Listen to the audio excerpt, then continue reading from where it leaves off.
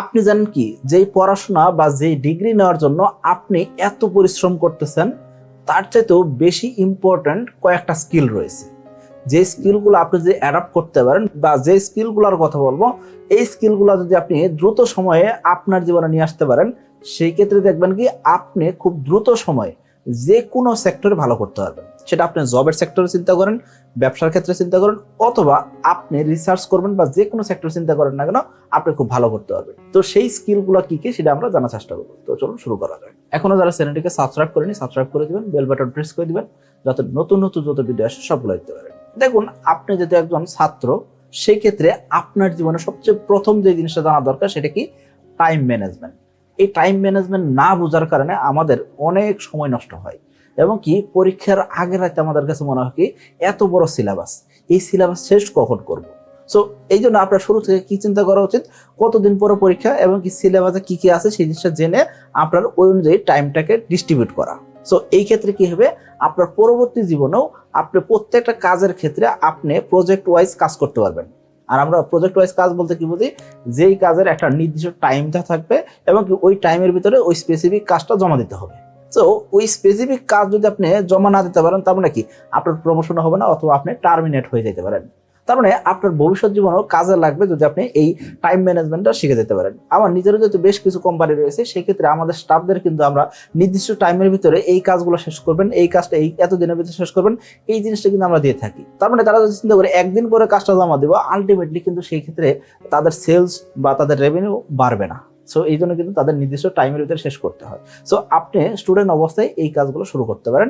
সেটা কি, আপনি যেই কাজটাই করতে চান সেটাকে স্পেসিফিক টাইম ওয়াইজ ভাগ করে নেন, আপনার টাইমটাকে ম্যানেজ করা শিখে যান। এটা খুব জরুরি জিনিস।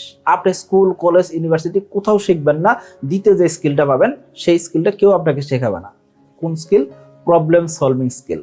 অর্থাৎ যে কোনো একটা সমস্যা আপনার কাছে আসছে, সেটাকে দেখে আপনি যদি ভয় পাই যান, তার মানে আপনি কখনোই ওই প্রবলেমটাকে মোকাবেলা করতে পারতেছেন না, মানে কি ওই প্রবলেমের সমাধান আপনি করতে পারবেন না। সো প্রবলেমের সমাধান যদি করতে চান, তাহলে কি করতে হবে, প্রবলেমটাকে আগে ভালো করে দেখতে হবে, তারপর চিন্তা করতে হবে প্রবলেমটা আসলে কোথা থেকে ক্রিয়েট হচ্ছে এবং কি এর বিকল্প অপশন কি কি আছে। সমাধান অপশন খুঁজতে হবে, পাশাপাশি বিকল্প অপশনে চিন্তা করতে হবে। তা না হলে কখনোই আপনি এই প্রবলেমটার সমাধান নিয়ে আসতে পারবেন না। আর দেখেন, দুনিয়াতে যারাই বড় হয়েছেন, প্রত্যেকটা মানুষ এই প্রবলেম সলভিং এর মাধ্যম দিয়ে বড় হয়েছেন। উদাহরণ হিসেবে আমরা ইলন মাস্ককে দেখতে পারি। ইলন মাস্কের বেশ কিছু কোম্পানি রয়েছে, টেসলা রয়েছে, পাশাপাশি স্পেসএক্স রয়েছে, স্টারলিংক রয়েছে, বিভিন্ন কিছু রয়েছে। এখন দেখেন, এই স্টারলিংক এর কথা যদি আসেন, এই স্টারলিংক কি করছে, সমুদ্রপথে যেসব লঞ্চ, স্টিমার বা বড় জাহাজ বা বড় কার্গো জাহাজ এগুলো যখন যাতায়াত করতো, এই যে তাদের নেভিগেশন থেকে শুরু করি না, তাদের ভিতরে যাই স্টাফরা আছেন, তাদের জীবনটাকে কত সহজ করছে আপনি কল্পনা করতে পারতেছেন না। মানে স্টারলিংক এমন একটা ব্যবস্থাপনা এসে গেছে, তাই না? সো এই জিনিসটা তার মানে ইলন মাস্ক বুঝতে পারছেন যে আপনি যদি নিজস্ব ওয়াইফাইটাকে সেট আপ করতে পারেন, সেই ক্ষেত্রে আপনার স্পিড দরকার, আপনার যা যা দরকার সেই জিনিসটা সে কি করতেছে, তার কোম্পানি প্রোভাইড করতেছে। সো যদিও গ্যাজেটের দাম একটু বেশি, কিন্তু আলটিমেটলি খুব উপকারী জিনিস, তাই না? সো আপনি চিন্তা করেন, ইলন মাস্ক যদি চিন্তা করতো যে এটা কোনো প্রবলেম না বা এটা কোনো সমাধান, কোনো সমস্যাই না, তাহলে কিন্তু এটা সমাধান কখনো আসতো না। সো এই সমাধান আসছে কি কারণে, আসলে এই প্রবলেমটাকে খুঁজে বের করা হয়েছে কি প্রবলেম এবং কি তার কোনো সমাধান আছে কিনা। সো এই জন্য বলবো আমি আপনাকে, আপনারও জীবনে কি হইতে হবে, প্রবলেম সলভিং মাইন্ডেড মানুষ হইতে হবে। তাহলে আপনি কি করতে পারবেন, ভবিষ্যতে খুব ভালো কিছু করতে পারবেন। তৃতীয় যে জিনিসটা খুব দামি হবে সেটা কি, ক্রিটিক্যাল থিঙ্কিং।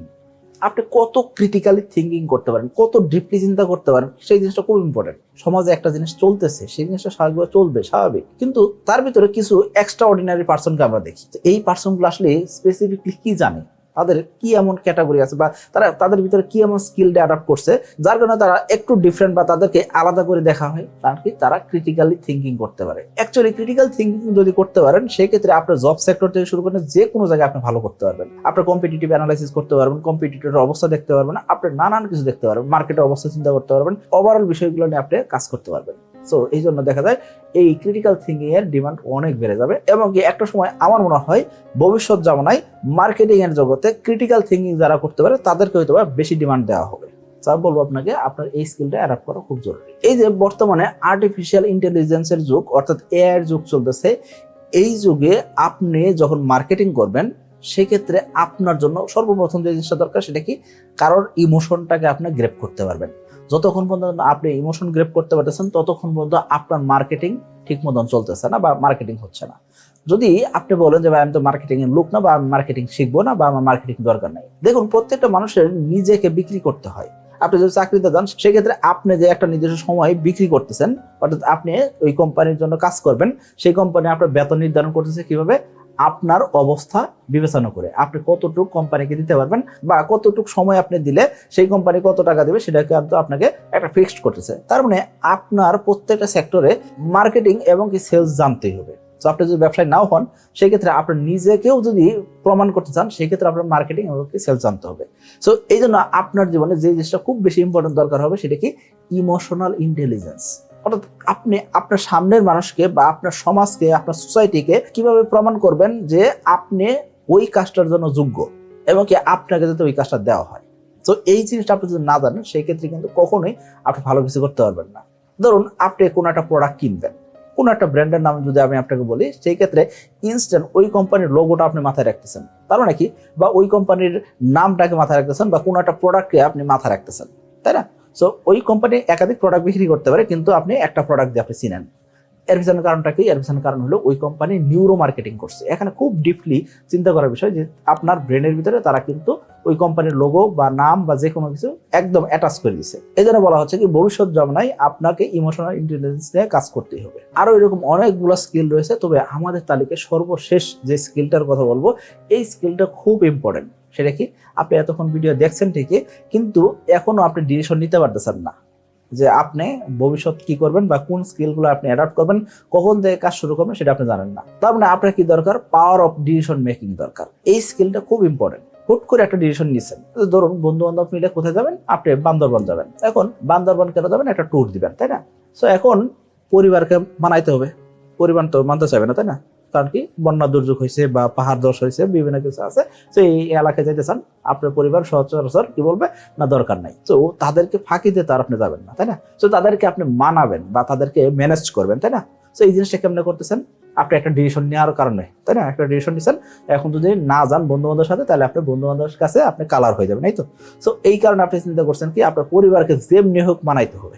সো তার মানে একটা ডিসিশনের কারণে আপনি কি করতেছেন, অন্যান্য যত কিছু আছে সেগুলোকে ম্যানেজ করতেছেন। সো আপনি একটা ডিসিশন কিভাবে নেবেন সেটা কিন্তু আপনাকে চিন্তা করতে হবে। সো আপনি ইমোশনাল হয়ে যদি একটা ডিসিশন নেন সেক্ষেত্রে অবশ্যই ক্ষতিও হইতে পারে। সো এই জিনিসগুলো মাথায় রাখতে হবে। সো আপনি যখন ডিসিশন নিতেছেন সেক্ষেত্রে আপনার ডিসিশন নেওয়ার মতন একটা সক্ষমতা থাকতে হবে, এবং কি এই ডিসিশনটা কিভাবে নিচ্ছেন সেটা আপনাকে অবশ্যই বুঝে শুনে নিতে হবে, এবং ডিসিশন নেওয়ার পরে সেই ডিসিশনের উপরে অটল থাকা সেটা খুব জরুরি জিনিস। সো এই সব কিছু যে স্কিলগুলোর কথা বললাম, সকল স্কিল একটা জিনিসের উপরে বেস করে দাঁড়ায় আছে, সেই জিনিসটা কি, ডিসিপ্লিন। সো আপনার জীবনে ডিসিপ্লিন জিনিসটাও খুব জরুরি জিনিস। আশা করি আপনাকে বুঝতে পারছি। সো আজকের ভিডিওর মাধ্যমে আমি যে জিনিসটা বোঝানোর চেষ্টা করলাম, অ্যাকচুয়ালি আমরা স্কুল, কলেজ, ইউনিভার্সিটি পার করে আসছি।